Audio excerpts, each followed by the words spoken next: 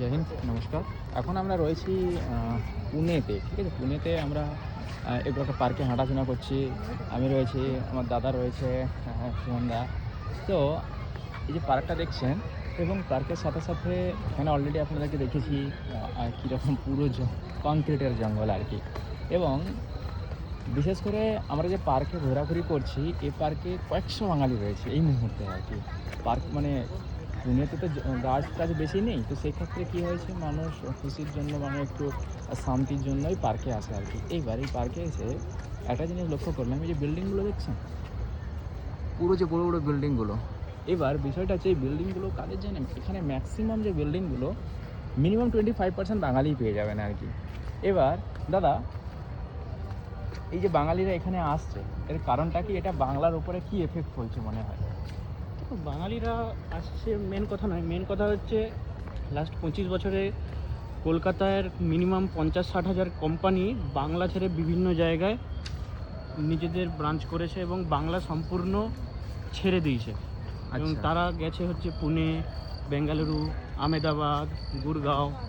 তো সেই কোম্পানিগুলোতে যে সমস্ত বাঙালিরা কলকাতায় প্রথম থেকেই জব করতো, তারা প্রত্যেকে ছেড়ে দিয়ে যেখানে কোম্পানি নিজেদের ব্রাঞ্চ করেছে সেই সমস্ত জায়গায় চলে এসছে এবং সেই সমস্ত জায়গায় পার্মানেন্টলি থাকা শুরু করে দিয়েছে এবং কোটি কোটি টাকা সেইখানেই থাকার জন্য ফ্ল্যাটে এবং জায়গা জমিতে ইনভেস্ট করছে। যে কারণে ইনভেস্টমেন্টটা বাঙালিরা করতে পারছে না, তার কারণ কোনো না কোনো রাজনীতি কিংবা কোনো না কোনো বিষয়ের জন্য কোম্পানিগুলো ছেড়ে বাংলা ছেড়ে পালিয়ে যেতে বাধ্য হয়েছে।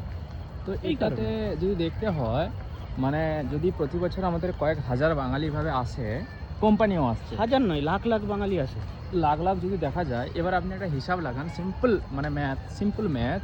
একটা কোম্পানি যখন বাংলা ছেড়ে আসছে, এসে এখানে যখন ইনভেস্ট করছে, তো সাথে সাথে ওর সাথে কয়েক লক্ষ ওখান থেকে বাঙালি আসছে।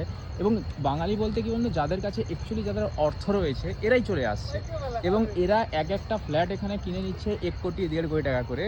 এবার ভাবুন, কয়েক লক্ষ বাঙালি আসছে, কয়েক কোটি টাকার এখানে ফ্ল্যাট কেনা হচ্ছে, ওই কোম্পানিও চলে এসছে।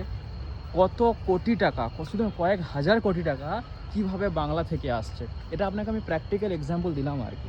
এটা আমরা পার্কে এখন ঘোরাঘুরি করছি এবং এই পার্কের সাইডে পুরো বিল্ডিং দেখা যাচ্ছে। সকল বিল্ডিং ম্যাক্সিমাম বাঙালিরা কিনেছে আর কি। আশেপাশে পুনেতে এরকম বিভিন্ন অনেক রয়েছে আর কি। এটা অনেকটা বড়ই পার্ক রয়েছে।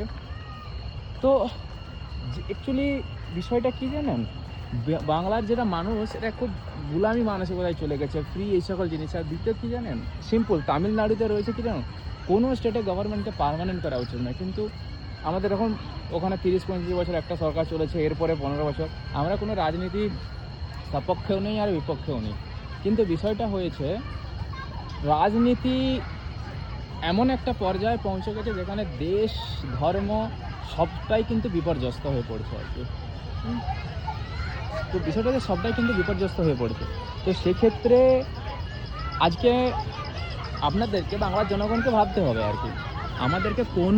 আমাদেরকে বিষয়টা হচ্ছে, কোনো গভর্নমেন্টকে 5 বছরের বেশি রাখার প্রয়োজন নেই এবং মাল্টিপল গভর্নমেন্টকে আনতে হবে। এই গভর্নমেন্ট রয়েছে 5 বছর থাকবে, নেক্সট 5 বছরে গভর্নমেন্ট চেঞ্জ, আবার ওই গভর্নমেন্ট থেকে 5 বছরে নেক্সট চেঞ্জ। আর সেম পার্টি নয়, মাল্টিপল পার্টি আসুক না কেন, 10টা পার্টি, 15টা পার্টি, 20টা রাজনৈতিক পার্টি তৈরি হোক না কেন, মাল্টিপল ব্যক্তি তৈরি হোক না কেন, এই যে যত দেখছেন আপনি, এই যত সমস্ত বিল্ডিং, এসব বাঙালিরা অনেক কিনেছে আর কি।